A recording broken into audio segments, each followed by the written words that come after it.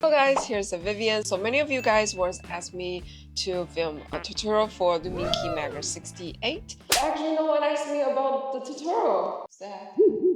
So today is the only tutorial, so let's get our hands on, eyes down. Let's check that out. Okay guys, so once you connect the keyboard to your computer and open up the software, you will see the keyboard on the front page, which is right here.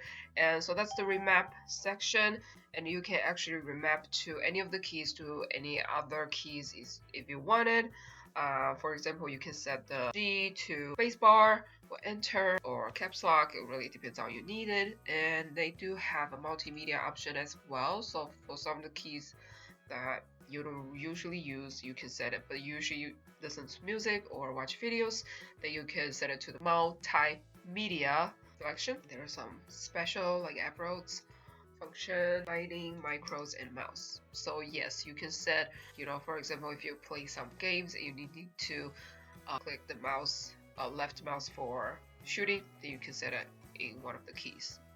So I think that's very helpful. And for the performance part, and that's where you can set the magnet switch to any of the accuracy that you wanted. So for the switch part, you have to select your own switch. So the one I'm connected to the computer is the Magger 68 Pro, and which is the one with the Get Around Jade Pro switch. So I've selected this one. You can see the little green arrows is pointing to the switch, and that means that the whole switch is been selected as the Get Around Jade Pro switch. And now you can collect to any of the keys that you wanted and then set it to any of the accuracy that you wanted. You can set multiple keys at one time, or you can select single keys and change it at one time. And the default they put in is the 0.72, but you can set it, faster. They have the top down zoom, so I'll close it. And then you can set it to as fast as 0.1 or 3.3. So really depends on you need it. They also have the rep trigger to set it, the press. You guys can see that they've had the numbers on the keys bottom parts, and you can set it for the press and the release. So once you have set it and remap it, so when the next time you connect to the computer, you can actually easily see that which keys that you have set it for the press and the release. So it's very easy to set up. And one thing that I found out pretty interesting is on the left right, where it says 8000 Hz polling, and that's for the polling rates that this keyboard have. The default is already set it in the 8000 Hz of the polling rate, but you can set it in different polling rate that you wanted. So the default is 8000, but then they have the option for 1000, 2000, 3000. So you can set it right here. And for this part right here, that you can actually set a different mode. So I don't know why when I recorded does not show up the list, but when you click to it, it's actually do have Valorant, CSGO, PS mode, or mobile mode. So it do have a different game mode for you to set it. So if I put in the Valorant, and I can set this Valorant mode to a different key maps. So you can, so before I was setting the default, but then if I choose to Valorant, if I set a different part, then it will shows the different accuracy that I have put it in this keyboard. So that's the CSGO or the FPS or the mobile.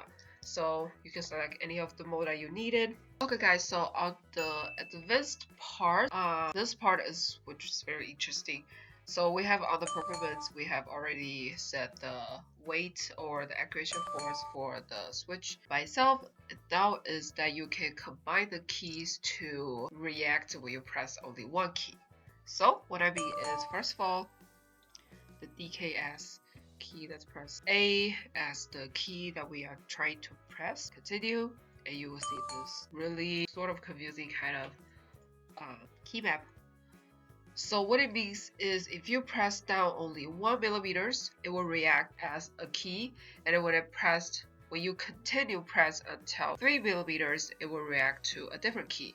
And then when you release the key on 3 millimeters, it will react as one key, and then when you fully relax, when it's only 1 millimeters, it will react to another key.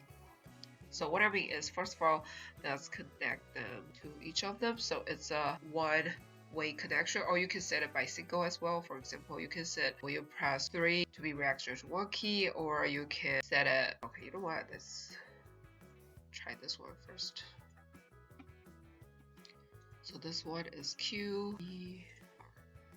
And then we save it, and you guys can see that for the key 8 that I have already set as DKS, which is the selection right here. And then when we test on the binding, so I'm pressing A right now. So when I just slightly pressing it, it reacts Q. When I hit it harder, Q, W, and when I release a little bit, there's E. And when I fully release it, because it's too fast, but it will react to R. So that's what I mean. And let's do it one more for the S. So let's do fully press for Y and released for. You can see how that reacts. So when I press is Y, when I release is U. So that's what the DK adds for.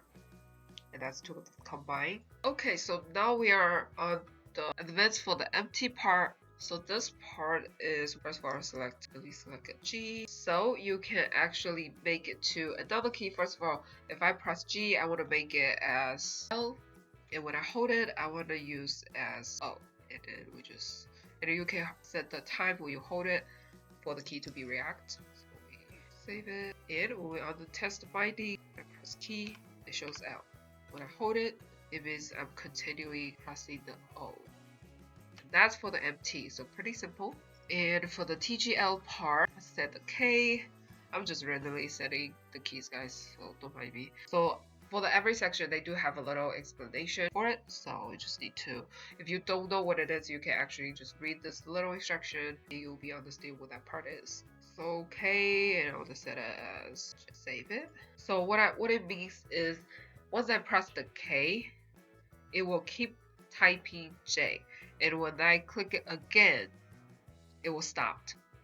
So you guys can see that J is keep showing, that means this key is continually pressing it, and when I hit K again, it stopped. So that's for the TGL. That's also pretty simple. Usually I think this is the key usually for shooting game, when I need to continue shooting something, and you can just press it. Yeah, you can kind of do a little trick on it. So for the RS part, so on the explanation, it says select 2 keys and press the button further away in the process of triggering. When both keys are pressed completely, both keys will be triggered. So let's set it as ZX, and we can set activation as 0.5. So when I press ZX at the same time.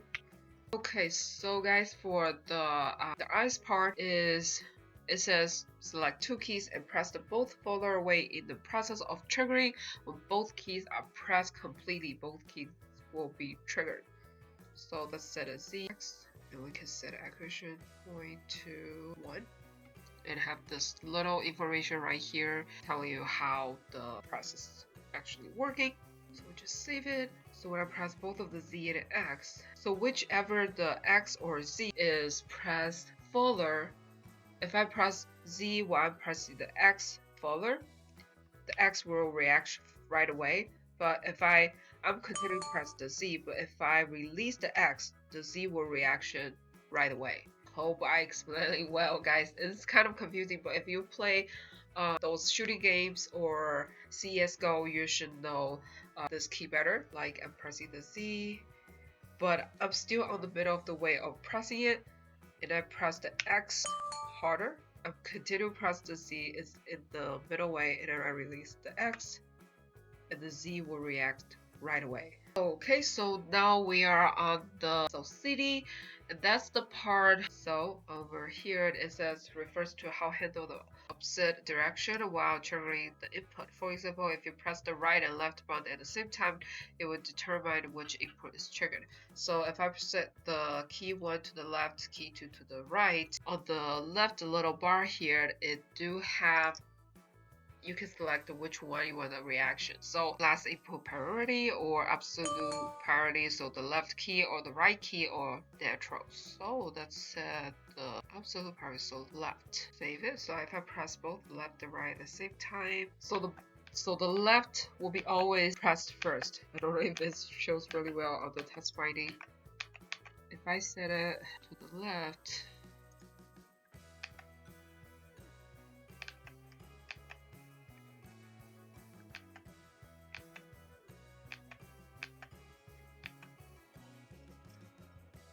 if I set a key to the right key will be always pressed first.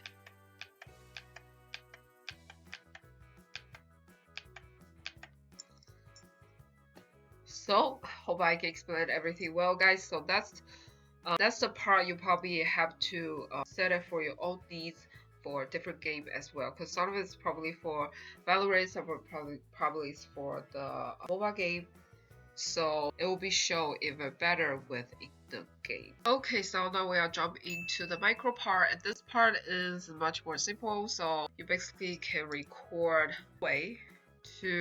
so you can start recording and then just put a QWE.